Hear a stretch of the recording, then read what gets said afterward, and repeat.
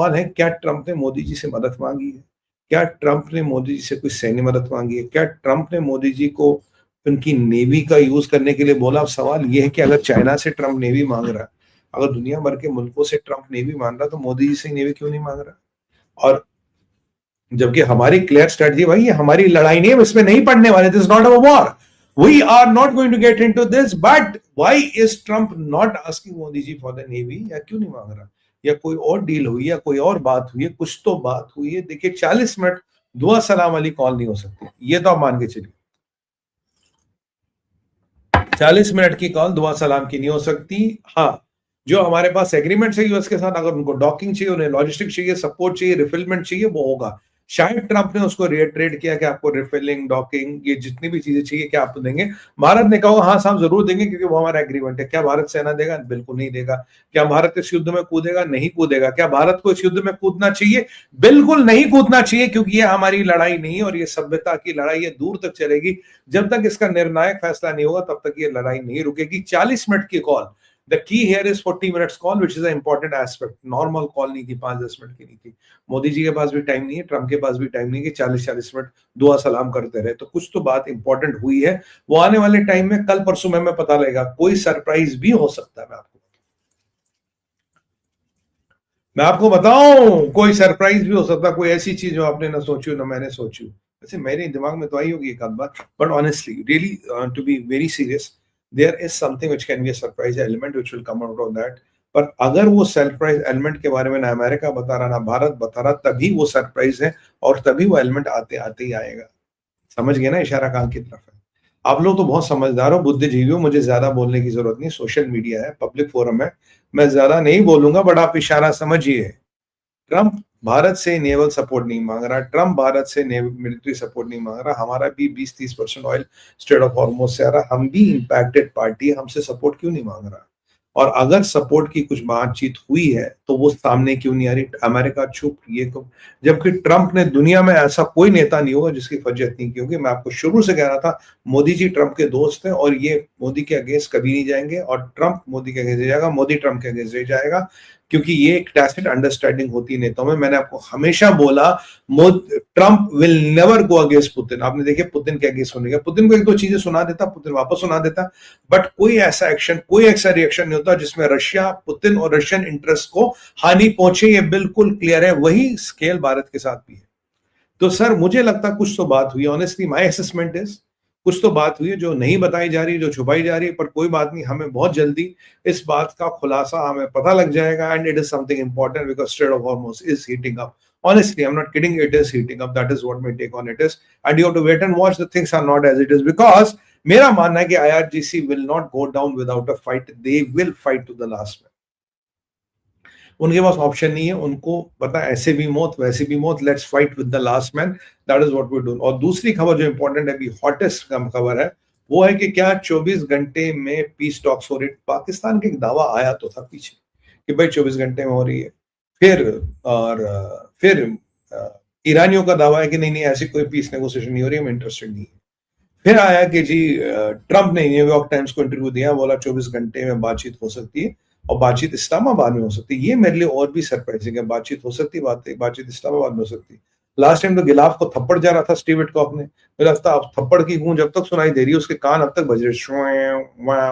Anyway, that is a different issue. तो क्या वो फिर मीटिंग होगी? मुझे डाउट है, I still have my doubts, but Trump कह रहे हैं और चीजें हो रही है। Let's not completely discount it of, क्योंकि एक जो समाचार था वो ये था कि पाकिस्तान, इजिप्ट, तुर्की और संभवतः कतार ये मिल रहे हैं इस्तांबुल में। इनको इस हफ्ते, अगले हफ्ते में मीटिंग होनी थी इस्तांबुल में कि भाई जो सीज फायर है इसको कैसे कराया जाए, सीज फायर को ऐसे खींचा जाए। अब वो मीटिंग होगी नहीं, मीटिंग अगर पाकिस्तान में मीटिंग हो रही तो इस्तांबुल की मीटिंग होगी नहीं होगी, क्योंकि सीज फायर खत्म है। स्ट्रेट ऑफ हॉर्मुज की पोजीशन में आप बताऊं, today as per CENTCOM briefing, hardly any ship has moved from strait of Hormuz. Complete blockade लगा दिया गया है। जो कल 30-35 शिप्स का डाटा था वो कल का था, क्योंकि कल 7:30 बजे ब्लॉकेड एप्लीकेबल था। उससे पहले जो निकला, उसके बाद कोई शिप नहीं मूव करा है।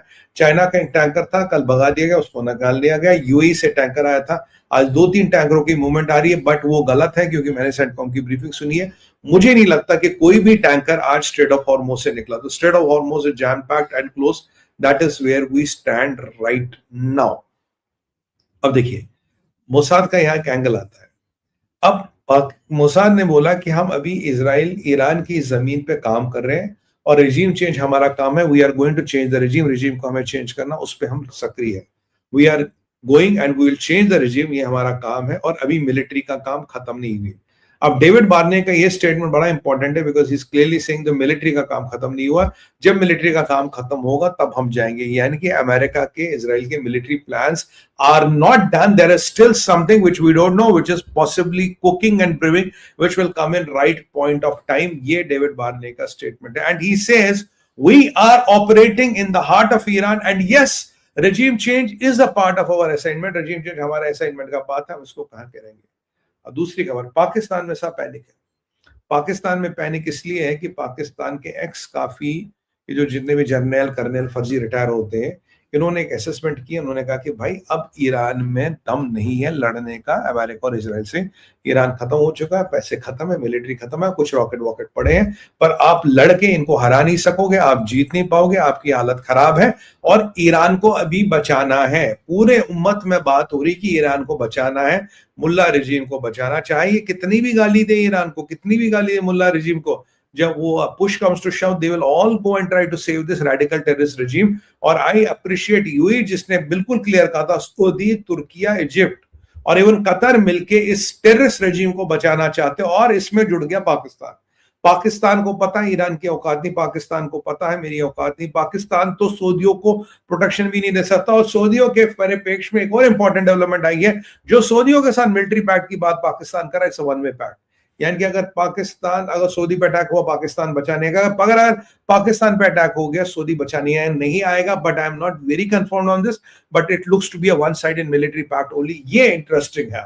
अब इसमें जरा मजा आएगा कि मगर पाकिस्तान की धुनाई होगी तो कोई बचाने आएगा नहीं, और अब पाकिस्तान ईरान को बचाना चाहता, समझिए, या ईरान की कमजोरी का फायदा उठा रहा है अमेरिका के कहने पे।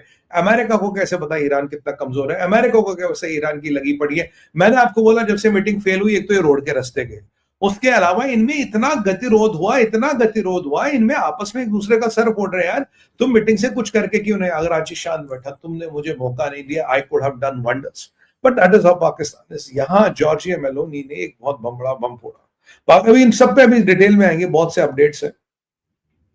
कहानी शुरू होती है ट्रंप ने पोप की खिंचाई की, मैंने आपको पोस्ट दिखाया था, वो फेक मीडिया वाला पोस्ट जरा दिखाइए, फेक मीडिया वाला पोस्ट जरा इंपॉर्टेंट है, हमारे भाइयों बहनों को दिखाइए जरा टीम, फेक मीडिया वाला पोस्ट दिखाइए। ये ट्रंप ने मीडिया की भी खिंचाई की, ये देखो वजह। For those who still read the failing New York Times and despite the fact that they have been totally obliterated military and otherwise, you think Iran is actually winning at very fast, doing quite well, but that's not true.